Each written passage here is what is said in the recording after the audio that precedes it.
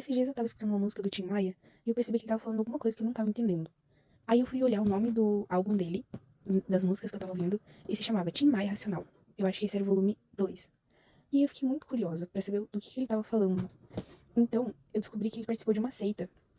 E eu achei uma matéria muito interessante sobre isso. O Tim Maia, ele tinha muitos hábitos de vícios, assim, e a maioria deles era ruim, como maconha e álcool. Então, ele faleceu dia 15 de março de 98, pesando 140 quilos. Ele morreu devido a uma infecção generalizada. A sua voz, uma das. Tipo, a profissão dele, acabou prejudicada.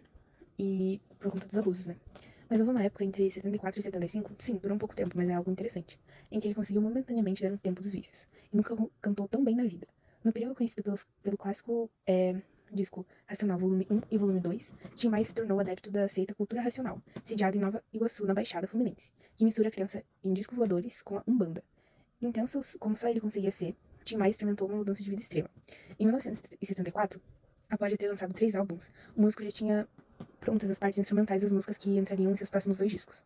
Faltava apenas compor as letras. Mas após se converter à religião, inspirada pelos ensinamentos do guru Manuel Jacinto Coelho, Tim escreveu letras que exaltavam uma doutrina que soavam completamente incompreensíveis para os seus fãs. O músico passou a usar só roupa branca, parou de consumir drogas e carne vermelha, e sua voz se transformou em uma joia cristalina. Exceto pelo fanatismo com que ele seguia a seita, o período fez um bem danado para a saúde dele. Ele também se aproximou da família e, como sua gravadora se recusou a lançar o disco, fundou seu próprio selo, o Seroma, a abreviatura de Sebastião Rodrigues Maia, que era o nome real dele, mas também Amores ao contrário.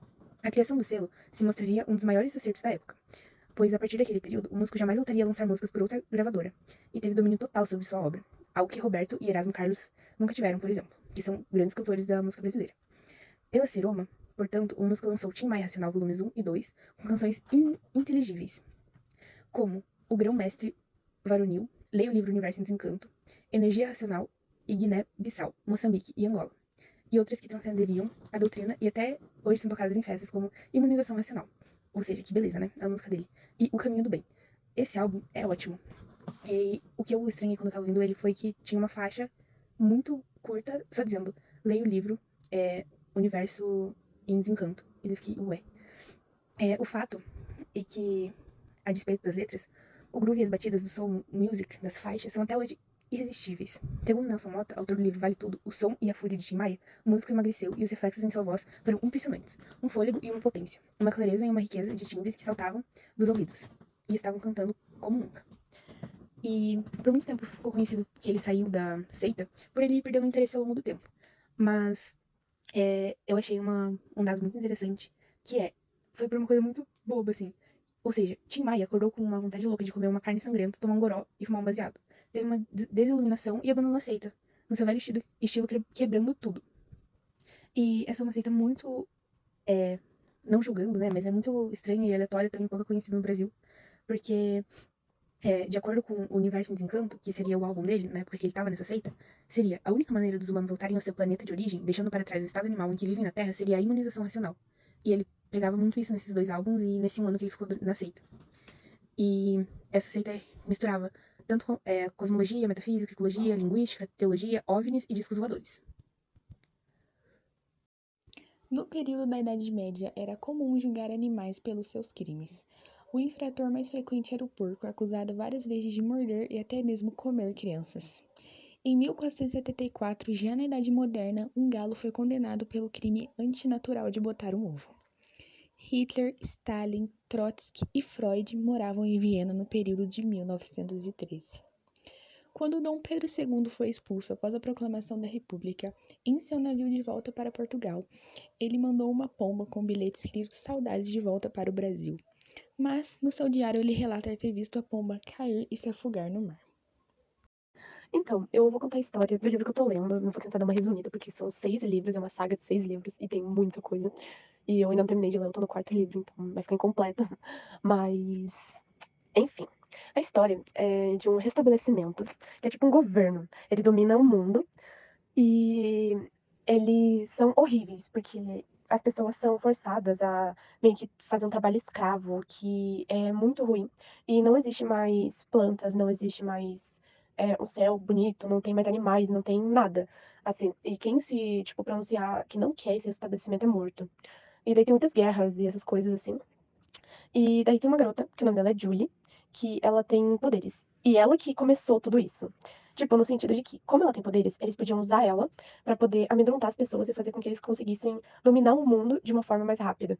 Então ela ficou presa, tipo, num manicômio, assim, esse negócio no hospício, e enquanto eles faziam experimentos com ela, e ela tem uma irmã. Então eles usavam ela e a irmã pra poder fazer esses experimentos. E aí eles descobriram que tinha outras pessoas que também tinham, tipo, os poderes delas. Tipo, outros poderes, né?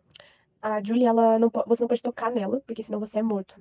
Tipo, ela tem super força. Ela, tipo assim, ela consegue atravessar uma parede de aço, tipo, como se fosse manteiga, assim. Tipo, ela é muito, muito forte. E a irmã dela, eu ainda não sei qual é o poder da irmã dela. Ainda não foi revelado no livro. Mas tem vários outros poderes. Tipo, tem o amigo dela que tem invisibilidade. Tem as gêmeas que são médicas. Então tem muita coisa. É...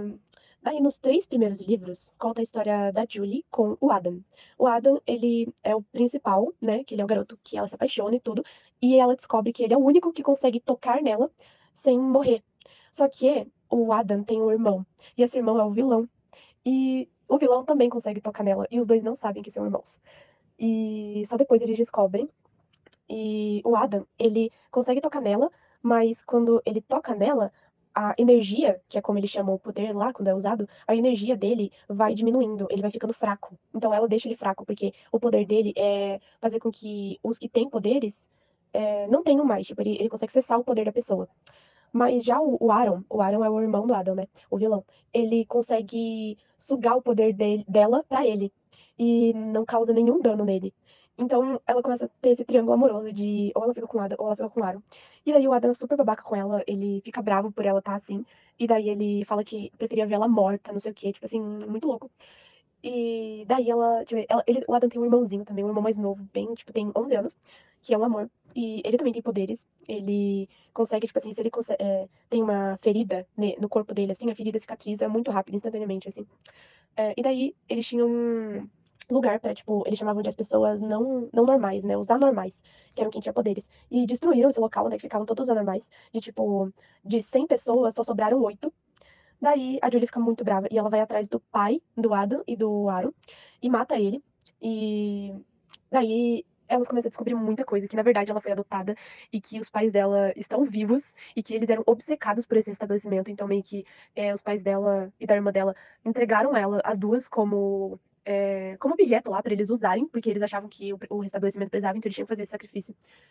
Então, agora ela tá dominando um setor lá, porque, tipo, tem a Ásia, a África e tem os Estados Unidos, tem todos esses, assim, né? E cada país tem o Supremo, que seria quem tá comandando, assim, como se fosse o presidente, assim, entendeu? E daí, como o pai dos dois era esse tal Supremo, ela matou ele, então ela virou a Senhora Supremo, por assim dizer, né? Então, ela mata ele e ela vira a Suprema, tipo, das Supremas, assim, tipo, em um momento ela tá num hospício e do nada ela tá dominando tudo, então foi, nossa, foi muito legal. E é isso, eu não sei mais o que dizer, tem muita coisa, é muita coisa, é muita coisa. Meninas, para nós que gostamos de histórias assim, que são engraçadas e ao mesmo tempo nos ajudam a saber um pouco mais da história do nosso Brasil, tem um livro muito bom, que é do Ricardo Mioto, que ele narra de uma forma inovadora os principais acontecimentos históricos do nosso país. É um fato conhecido que o humor libera ocitocina, hormônio que nos faz sentir um grande prazer. É um livro bem humorado sobre história.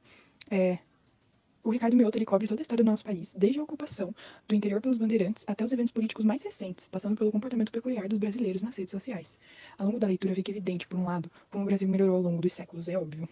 E o fato da gente ter se tornado líder em vacinação, por exemplo, teve um impacto internacionalmente reconhecido sobre a expectativa de vida. Por outro lado, a gente muitas vezes fracassou. Mas assim, ele destaca com humor os aspectos dignos de orgulho e os fracassos retumbantes ao longo dessa jornada. E o nome do livro é Breve História Bem-Humorada do Brasil. Ele é maravilhoso pra gente continuar tendo essas histórias perfeitas no nosso país.